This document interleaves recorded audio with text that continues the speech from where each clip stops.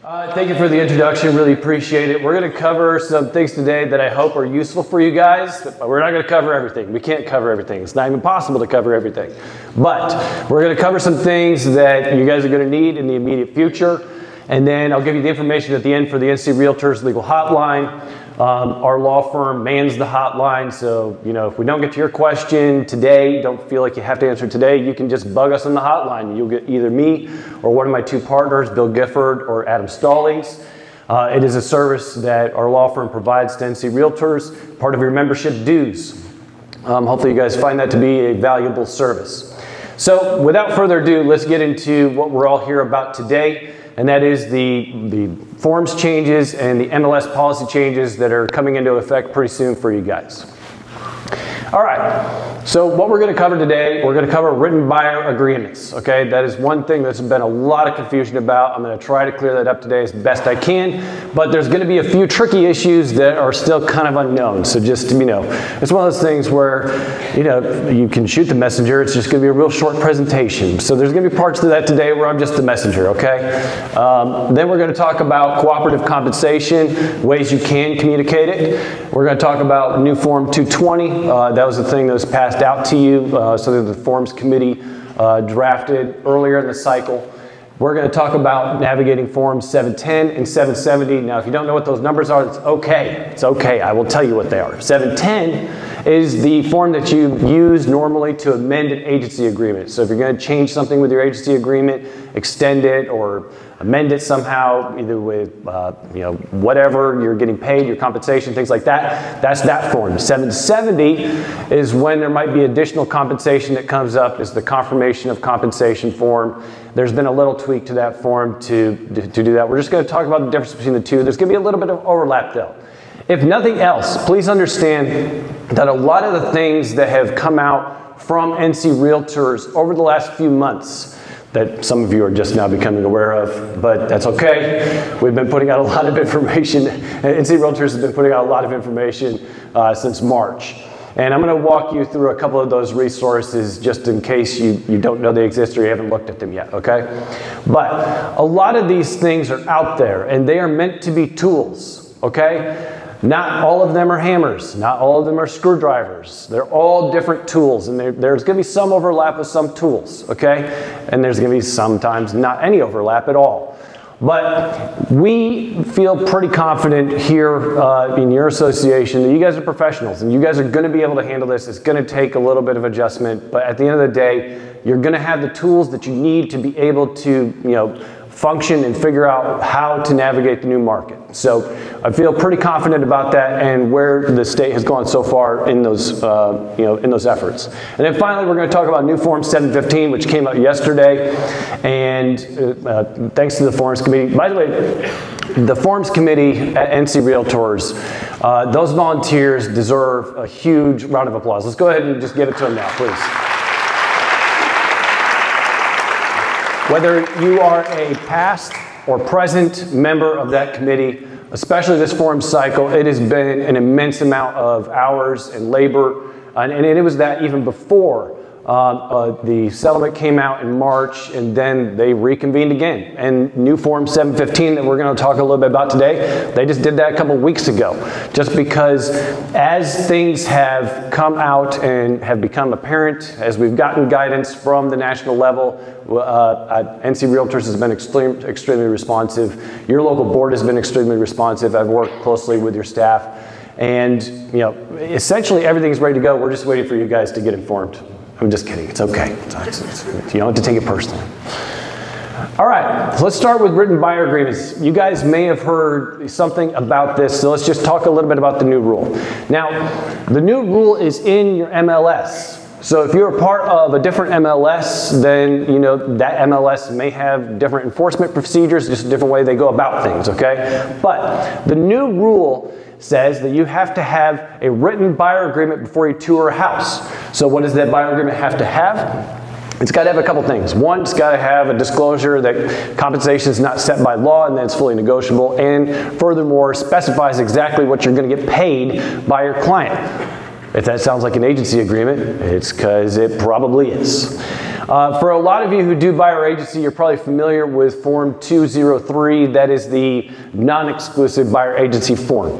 It is the form that you probably will end up using most often when it comes to these sorts of things. But let's talk about the first question here, which is listing agents. What do you do if you are conducting an open house and you get these unrepresented buyers in there? What do you do with them? This has been a very common question. And then don't worry, I think on the next slide I'm going to come back to buyer agency agreements and just that stuff from the buyer agent side. On the listing side though, you're going to have to make a little shift. Ordinarily, when you're dealing with the WWREA form, the Working with Real Estate Agents form, you are going to, if you meet someone at first substantial contact, you're going to check everything on there that you're going to be offering to that potential person, right? You've heard this many times. This is not new news. However, what I am definitely recommending is a couple different things. One, if you're a listing agent, you're conducting an open house, and you don't have any intention of representing a buyer, when you have a substantial contact with that buyer, you're not offering them all your services. If they're staying unrepresented, don't check everything on the WWREA. Don't do that. You're not offering that. The WWREA requires that you just inform the person all the services that you are willing to offer to that particular person. So if you're not willing to offer services, or if your seller is not authorized dual agency, things like that, then don't offer it to them, okay? And then what you can do is keep that for your file, and then you will be in compliance with your MLS rules. Why? Because the MLS rules have been pretty clear, that if you are a listing agent, you don't represent that buyer, okay? If you don't represent that buyer, you're not gonna represent that buyer, you're not gonna have anything to do with any sort of agency with that buyer. They are simply unrepresented. You don't need additional paperwork as a listing agent conducting an open house, okay? So just understand that. There is also an additional form in the commercial library, and I cannot remember the number off the top of my head. I wish I could. But there is a form in the commercial library that talks about agency. I'll give Zan that number, and we can send you that after the presentation. But if you want additional paperwork, there is a form that you can use to have just an extra layer. The question I've specifically been getting on the hotline is, what in the world paperwork do I need to be able to show that, if an unrepresented buyer comes into the property, then what kind of paperwork is necessary? To recap, the WWREA is enough if you fill it out correctly, okay? And if that changes, then you can change it. You can fill out another Working Real Estate Agents form with that person if they want to go into a different kind of agency with you, okay? Or if you want further paperwork, then that confirmation of agency form in the commercial forms library will work. There's as a general rule, and if you have a specific case-by-case circumstance, you can call the hotline and get guidance on this. But there's a lot of times, and I just got this question yesterday, where there's overlap between the commercial and the residential forms. And so, for example, somebody called me yesterday on a commercial transaction. Can I use the residential offer to purchase contract? The other side is not willing to use the commercial contract. And the answer is yes. I mean, you're familiar with it. Everything's going to operate the same. All of you have gone to real estate school, so you're familiar with the statute of frauds, right? In order to have a valid contract to sell real estate, it's not a lot of things. You got to identify the property, you got to have a price, and you got to have the signature of the party to be charged. It's not a lot of elements to have a valid contract. Everything else is just about how does the transaction move. So if you prefer to move in the transaction with the residential form, which has things like a due diligence fee, commercial form does not. Things like a certain end date and an ability to terminate if somebody doesn't close on time. That's in the residential side, not on the commercial side. On the commercial side, settlement is a target date. And if the parties don't meet it, then you have a reasonable amount of time to complete it. So there's a big difference between those two forms, but there's not, just like I mentioned earlier, these are tools for you to use, and it doesn't have to be a one-size-fits-all, or it has to be this, or it has to be that. And that's something to keep in mind as you're going through these next few weeks, that there are a lot of tools out there, and you can reach out and get guidance on if you're not familiar with the tools right now. In any event, so that is definitely one of the things that's been a question. If we need further guidance on that, I'll let you guys know. But when it comes to open houses, just make sure that you are indicating correctly on the WWREA, at a minimum, what your representation will be. All right. So when it comes to written buyer agreements, if you are going to be representing a buyer, I'm going to try to make this as clear as I can, but honestly, the way the rules are is sort of muddy. So if it feels like I'm getting muddy, that's because it is muddy. So it's just an accurate representation. You can just watch me melt on stage. Let me just start with this. The license law is not changing, at least not in the immediate future. So what that means is that oral buyer agency still exists. Well, how do you square oral buyer agency with the new MLS policies that state that you've got to have a written agreement with the buyer before you tour a home, which means physically entering or, as the notes indicate, virtually entering, okay? So you've got to have a written buyer agreement. What is a written buyer agreement? It is just a written agreement that is essentially an agency agreement.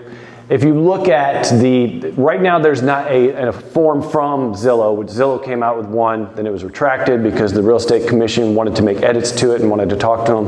They're still in that discussion process. I'm not sure where it's at, but eventually whenever Zillow works out whatever they're going to work out with the Real Estate Commission, then they may have one.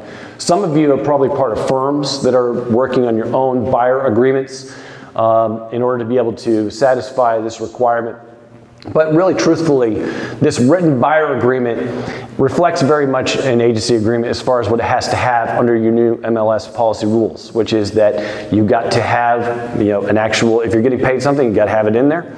And then if you got to have the disclosure that your compensation is not set by law and that it's negotiable, set by each broker and firm individually, okay?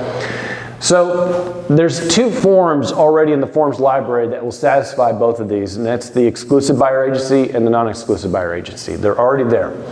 And from what I've been, if you are part of a firm that's working on your own buyer agreement to satisfy those requirements, by all means, you can do that.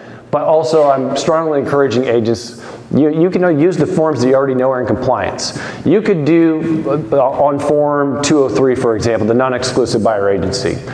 In the line there where it says what you're going to be paid, you can just do see attached and then have a schedule of services for what you're going to be paid for services as you go through the transaction.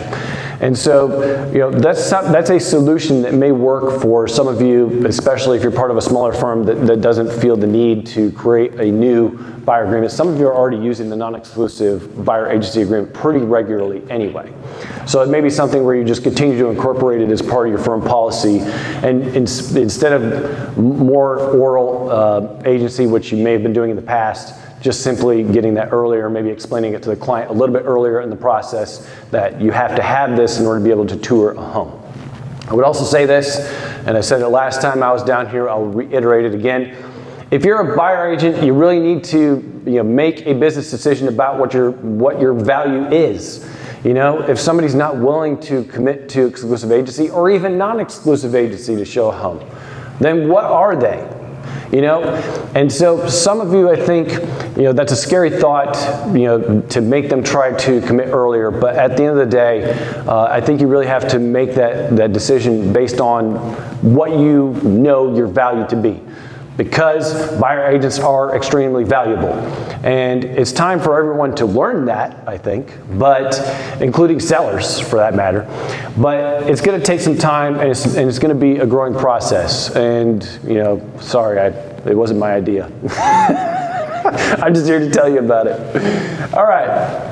So let's, and to be clear, again, WWREA, and then some sort of written agreement will keep you in compliance with the license law and with the new MLS rules. Moving on to cooperative compensation. Where can you advertise it? I hope the red letters with the yellow is clear enough. Zan, we had to talk him down. I'm not kidding, people. He wanted a whole thing with firing squads. I told him that would not work, that there's, it was serious. We had to really, and then he just decided, he was not going to take it anymore. Anyway, don't put it in the MLS. What does it mean, don't put it in the MLS? I mean, don't put it in the MLS. Anywhere, anyhow, anyway, no how, nowhere, no place, okay?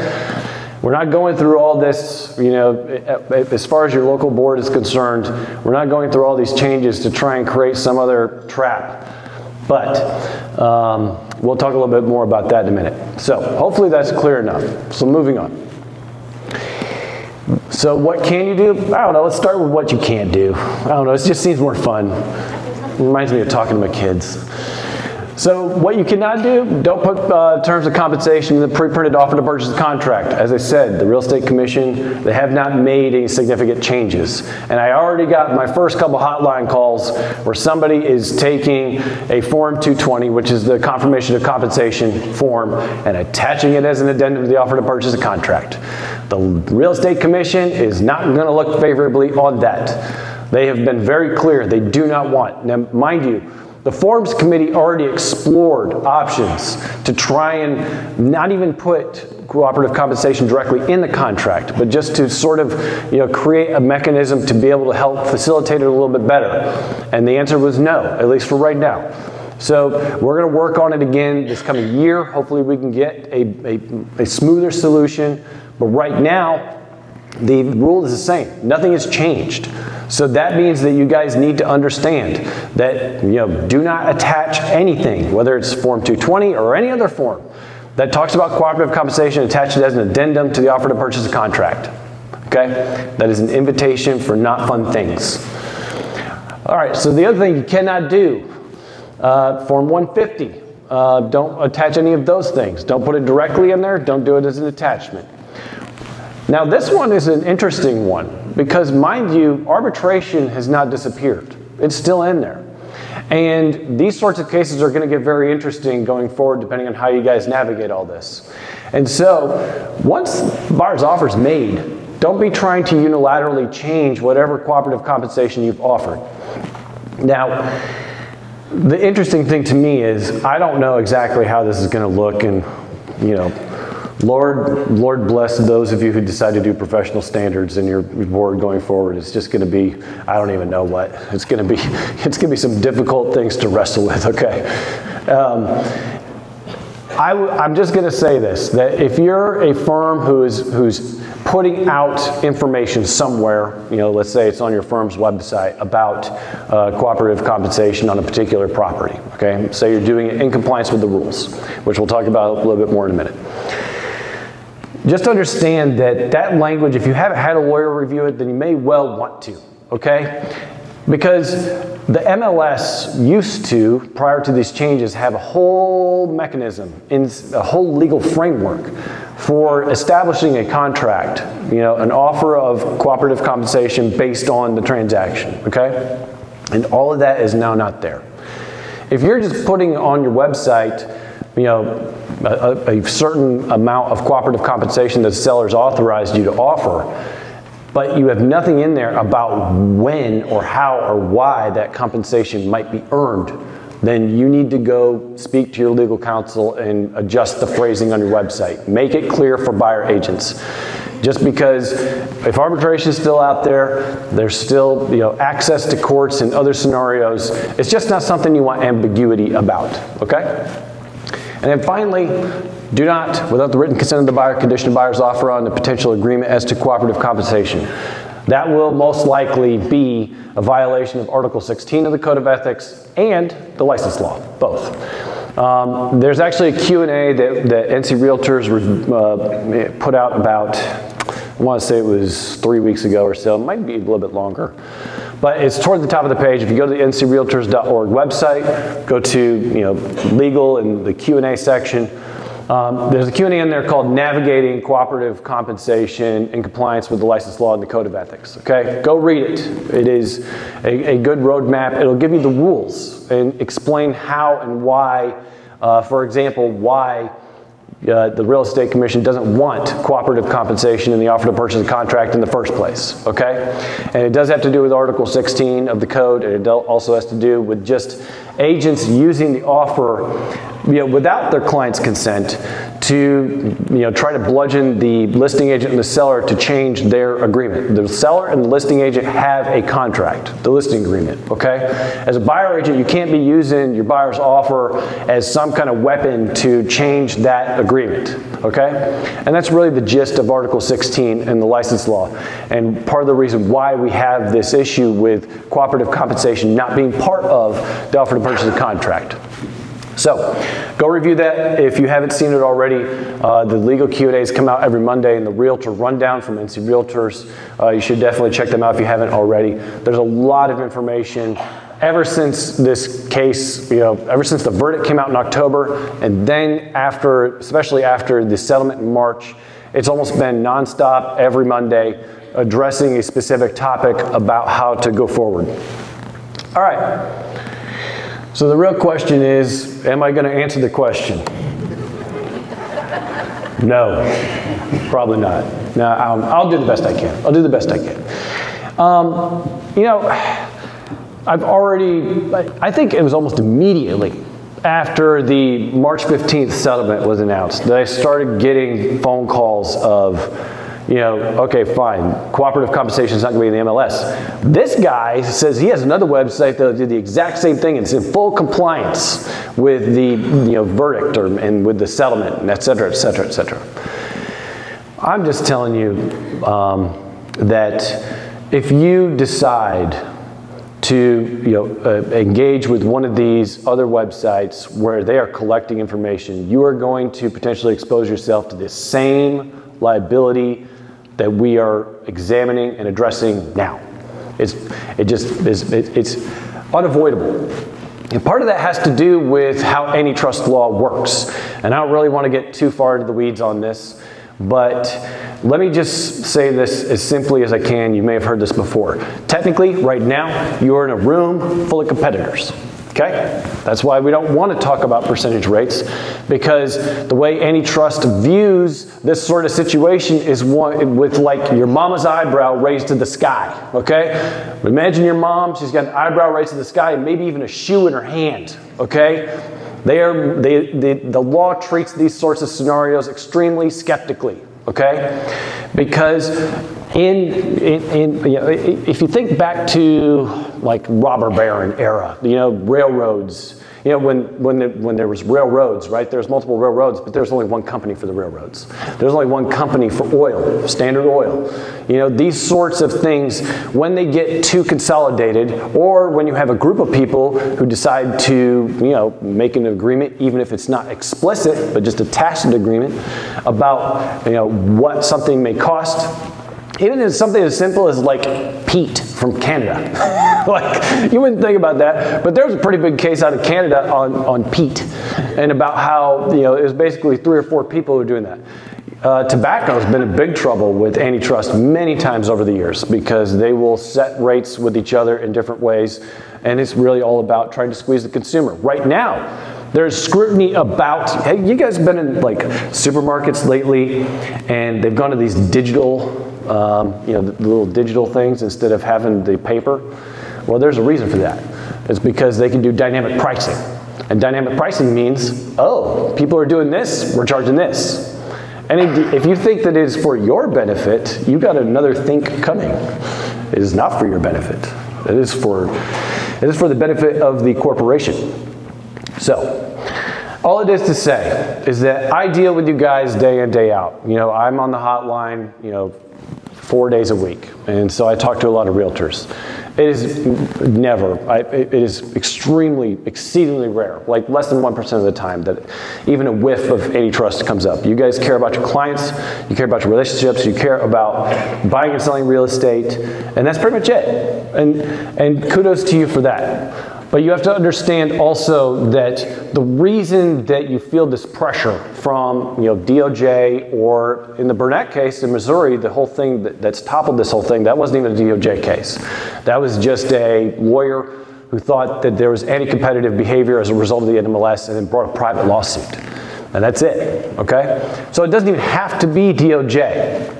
But the reason you feel these things is because we are in a room full of people that, so yes, we cooperate with, but also we are, competing with each other for business, okay? Because of that, you cannot escape that. You can't escape that presumption. So if you join a website that, it has cooperative compensation, or if there's other, ways that people are trying to collect together to keep certain rates at a certain level, and I've heard stories of that in other markets, not here, you are going to open yourself to liability.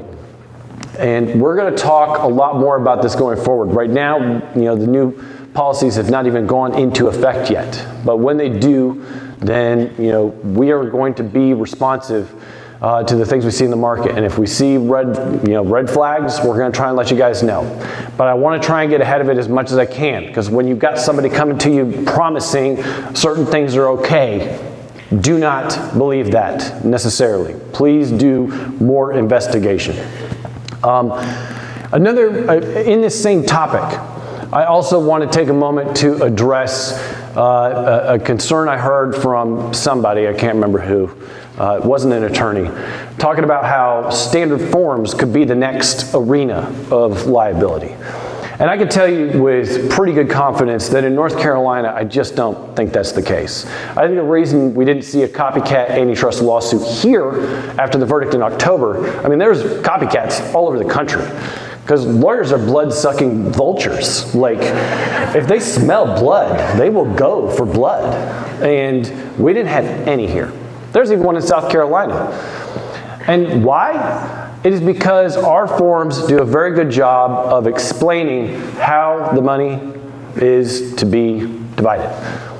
They just do. There shouldn't be, it would be very difficult, I think, for an antitrust lawyer to come in North Carolina and make the exact same arguments they did in Missouri. Could they? Sure. No, of course they could. How far do they think that, do I think that would go? I just don't think it would go that far. That's just my opinion. I don't have any crystal ball to know whether that's true or not. What I do know is that, for me, if you're asking me, also, you just have to understand lawyers are lazy, so they're going to take low-hanging fruit, and we were not low-hanging fruit for anybody who was operating in this space. We just weren't. And again, kudos to prior historical forms committees and lawyers, including my old law partner Will Martin, who worked on all those things and got got us to the place that we are now. And I think there's really an eye toward that for the future too. And so this next form cycle, I'm sure the forms committee is going to wear me out. That's okay. That's okay. In any event, the article or the podcast I heard was saying that using standard forms could expose you to more liability. I just don't see it. That's just one lawyer's opinion. Maybe I've got tunnel vision. I don't know. But what I can tell you is that when you have something that it does a really good job of explaining to your client exactly how something works, then it just makes these sorts of arguments more difficult. So, again, if you hear things like that, if you hear, of boogeymen and snake oil salesmen promising you all sorts of things or warning you that the next big thing is coming no matter what, I would just take it with a grain of salt for right now. I just would, especially in the immediate future. All right, moving on. Do put your client interest first and discuss cooperative compensation with the seller in detail. And I want to take a moment to talk about the exclusive right to sell listing agreement. I think listing agents are going to have they're going to have a different kind of difficult time with sellers. Buyer agents are going to have, you're going to have difficulty, you're going to have some adjustment period of explaining value and explaining why you're important to the transaction. Sure, okay, certainly.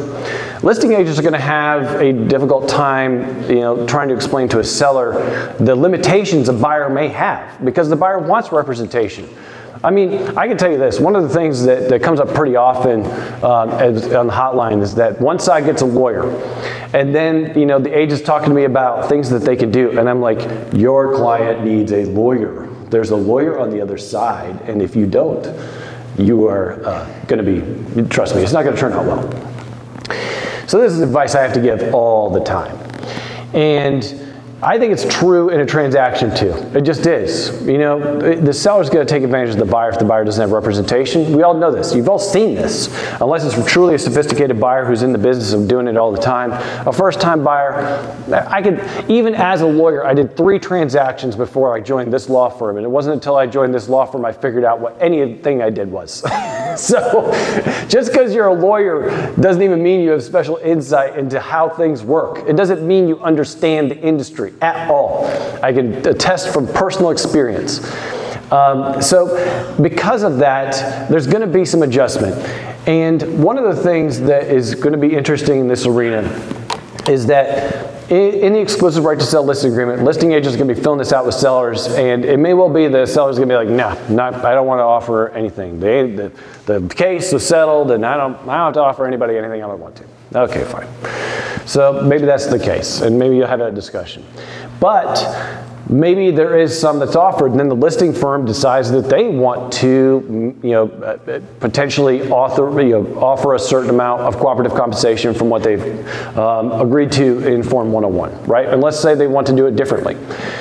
What I want to do is, when you're done here today, when we're done here today, if you go to that section in the exclusive right to sell listing agreement and you look at those check boxes and you read that language, then you'll notice that what it says is that the seller is authorizing the listing firm to offer a certain amount. It doesn't say they have to. Because one of the questions I keep getting from buyer agents is, well, if the listing agent doesn't offer me a certain amount of cooperative compensation that's in their listing agreement, then isn't that a violation, or is that something, or is it a code of ethics, whatever? And the answer is no. That's not the way the form's even written. And I think that's technically correct. I think that's the way it's just always been, and nobody's really paid attention to it till now because it wasn't really a thing.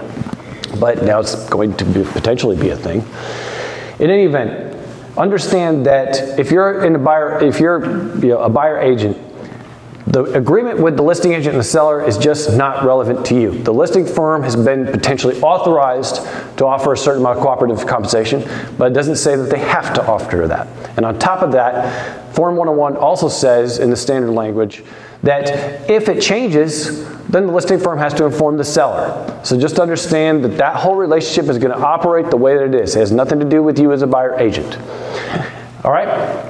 So I just want to make a note of that and hopefully, give you the information you need to, not have so many fights in that arena.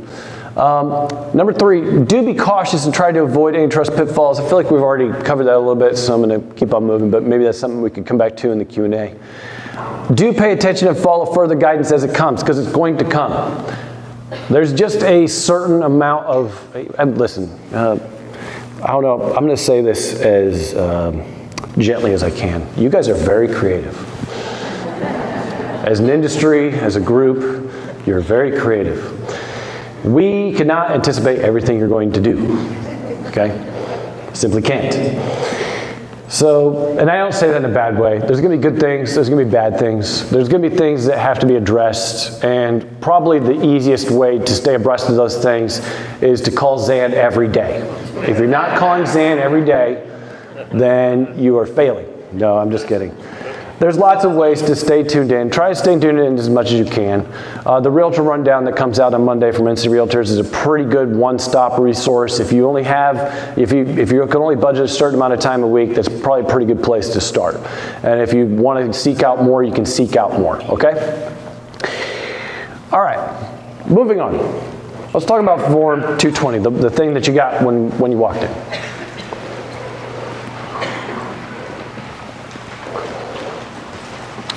So,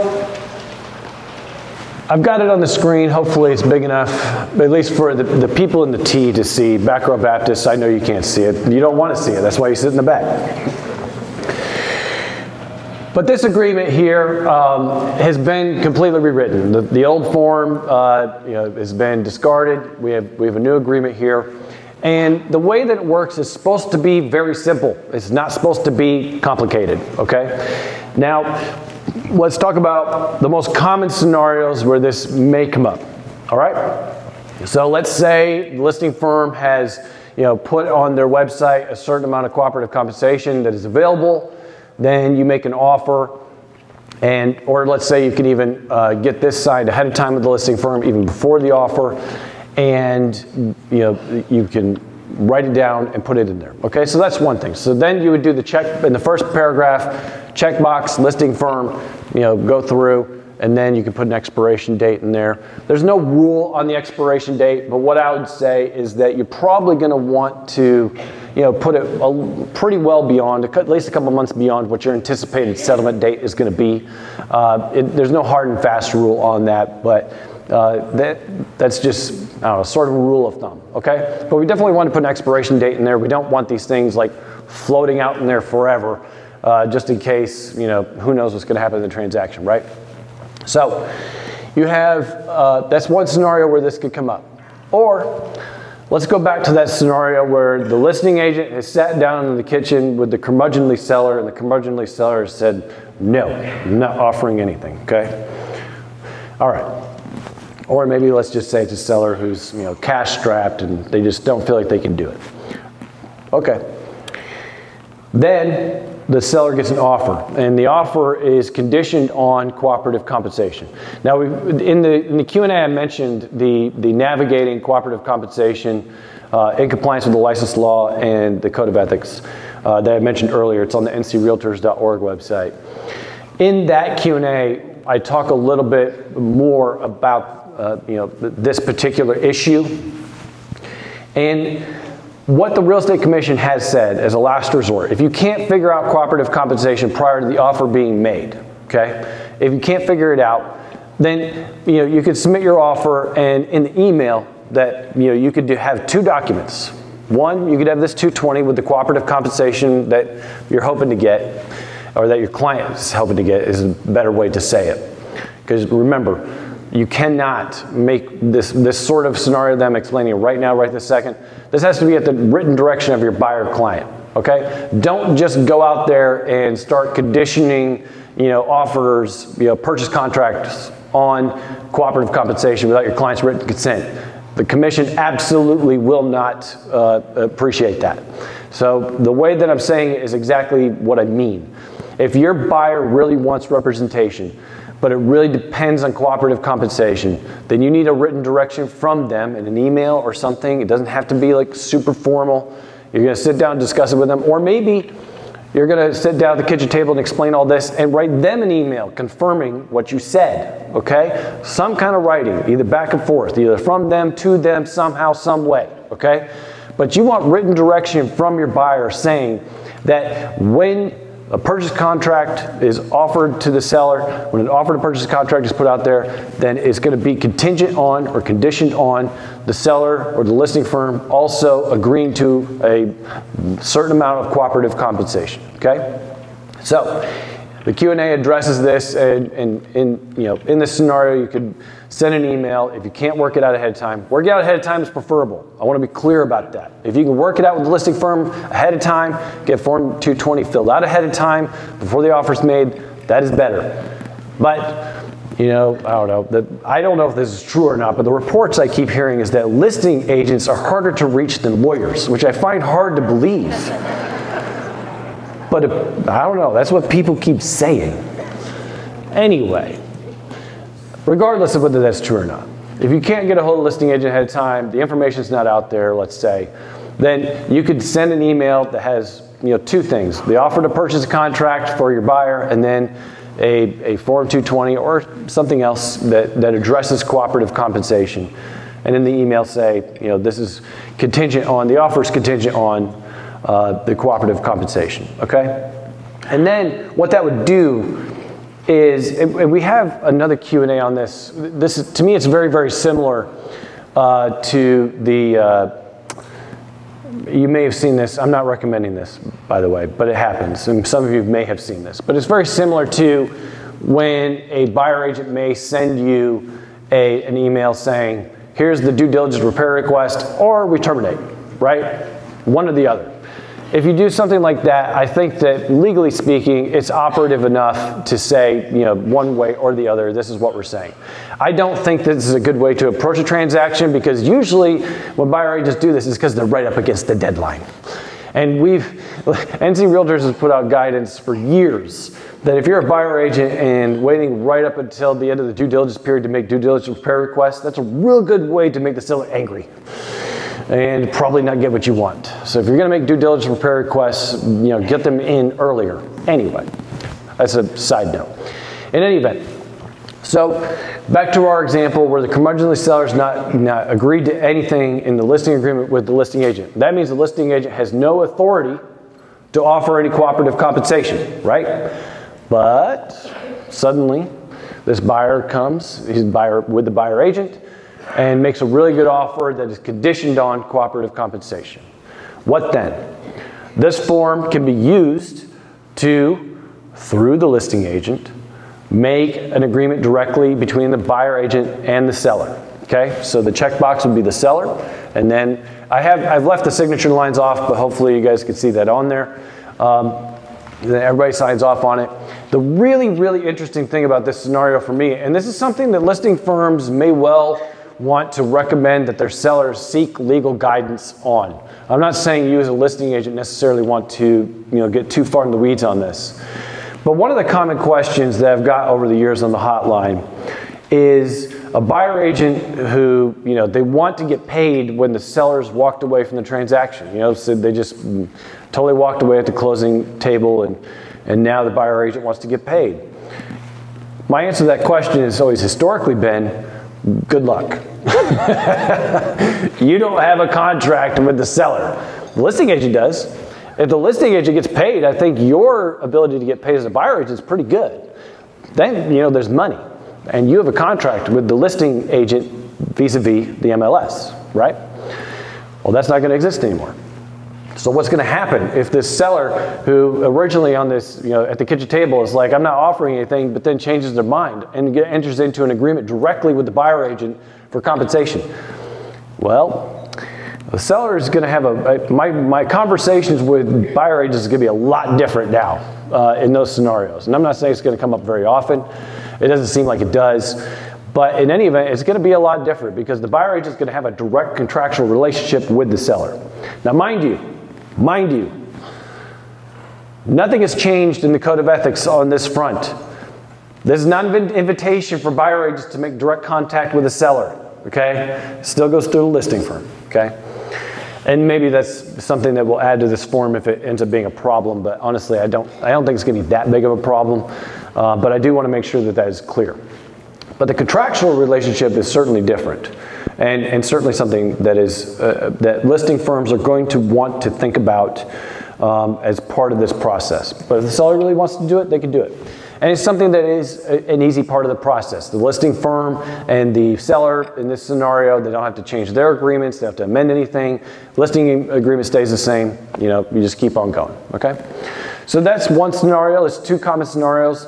And then finally, the last scenario probably is the least likely, but I think it is possible, where let's say the listing firm and the buyer firm agree to cooperative compensation at the outset, and then something comes up and they want to change it or add a little bit more. You could have conceivably two different Form 220s in the same transaction, one with the listing firm and one with the seller, and both would be enforceable. Nothing would, nothing in this contract would somehow null and void the other just because you had two in one transaction. I think that'll be pretty rare, but if it does come up, just understand that is a potential in the transaction, okay? This form is meant to be a very simple, like Swiss Army knife kind of thing to help you navigate cooperative compensation.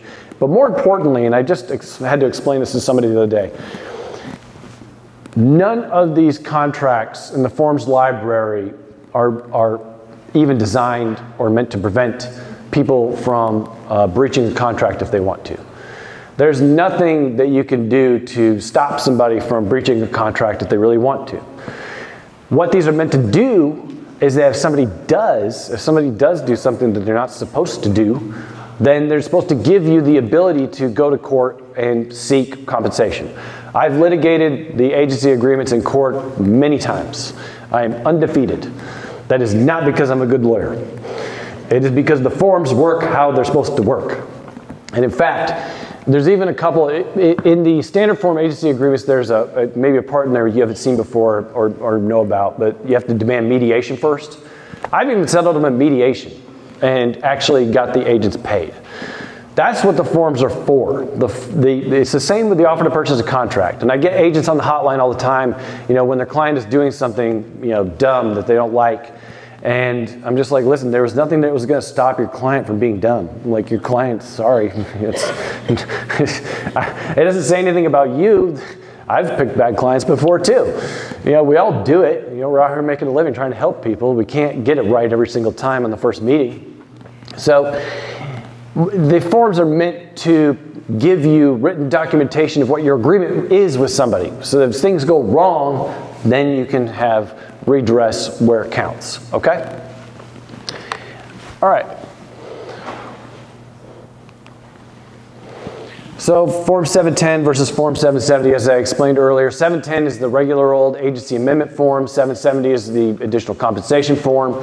And I think, there's going to be a lot of overlap between these two, especially when you are, when it's additional compensation. When it's just, at first there wasn't, there was a certain amount, and now there's going to be a little bit more. I think either one will work in that scenario. But if you're reducing compensation, like if you're a buyer agent, and this is true now also, it's just not something that buyer agents do very often. And you don't have to. I'm not saying that's a big deal. If it goes through closing and the buyer agent has waived a certain amount of compensation, like if their buyer agency agreement says a certain amount, and then the cooperative compensation was less, they never say anything about it, they just go through the closing, that's fine. There's no real problem with that, and I'm not saying you have to do it any differently. But if you do want to document it, a decrease, then you can certainly do it with Form 710. Otherwise, if there ends up being more than what was agreed to in the buyer agent agreement, then either one of these will help you satisfy the new MLS rules, which require that if there's a compensation available in a transaction over and above what the buyer's agreed to pay you in the buyer agency agreement, then you have to have written consent from the client before you can accept that additional compensation. And that brings me to the form that just came out yesterday. This is Form 715, and it's not part of your packet. It's on the website. It's in Zip Forms. I'm not sure it's something you actually needed to look at today. I'm just going to talk a little bit about it. The only thing that you can see the first signature lines right there on the screen, but if you can't read the mice type, that's okay. I'll talk to you a little bit about it. When the settlement came out in March, we started immediately looking on the forms committee for how to make sure all the agency agreements were in compliance. And you can see all of them are listed in the check boxes at the top. We're talking about everything from residential, commercial, auction, the whole thing, okay? And really there needed to be two things, and that's what's in the first paragraph here. One, a disclosure that compensation is not set by law, is fully negotiable, set by each broker and firm individually. And then second, that if there's additional compensation over and above what the client has agreed to pay you in an agency agreement, then you have to have written consent from the client to receive that additional compensation. That's pretty much it.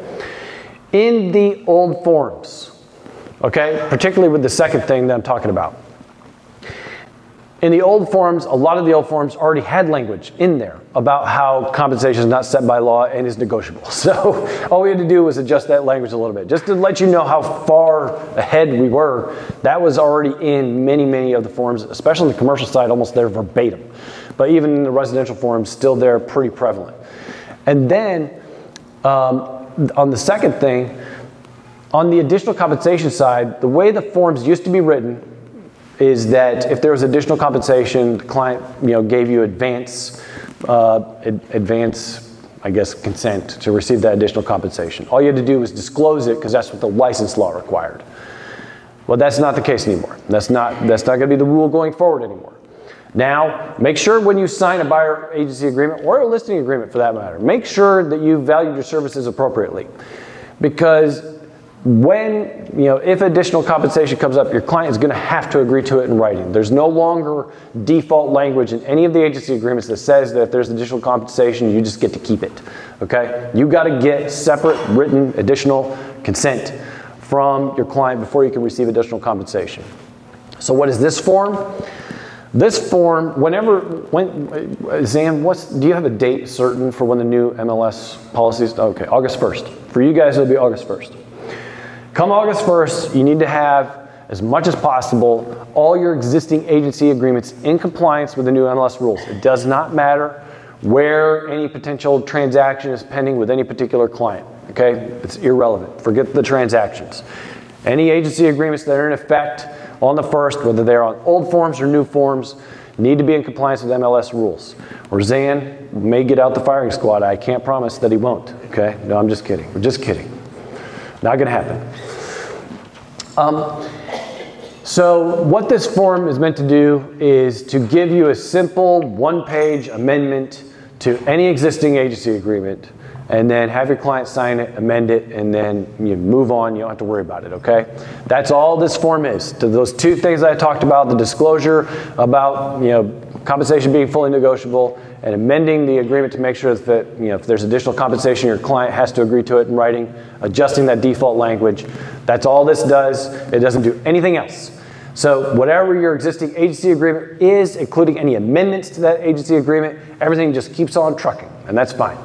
So you can do that, or the other option is to have your client sign a new agency form that's copyrighted 2024, and July 2024. You can do that and be in compliance too. Okay, so either one of those will work.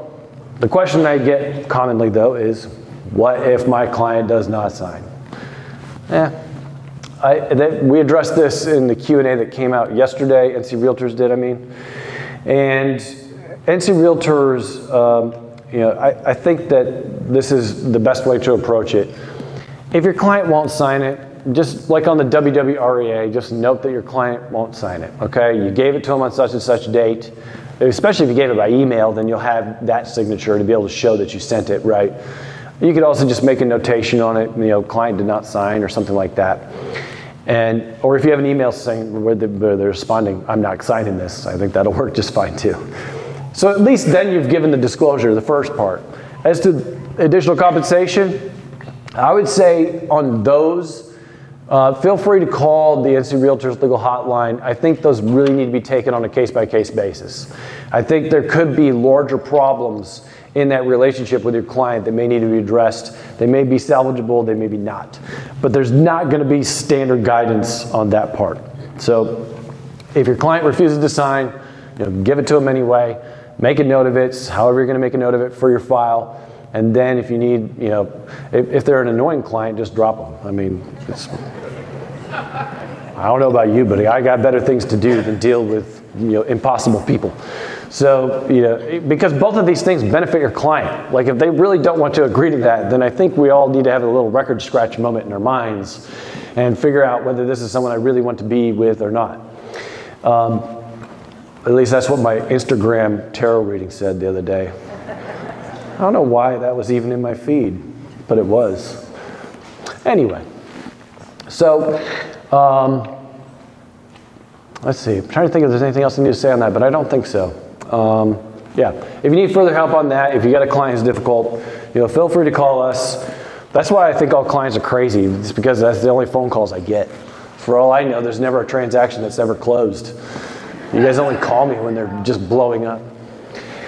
On the screen up here is the information for the NC Realtors Legal Hotline. If you can't see it in the back, it's just the office number. Oh no, sorry. This number is actually the direct line. Do not give this to your clients. Please don't. I will not talk to them, and then they will be grumpy with you. They will be grumpy with me.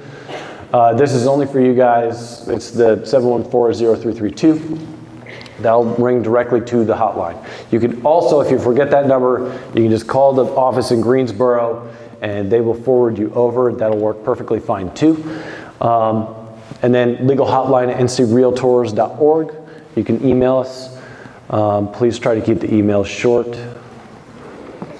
I mean that. And that's all I have for you guys.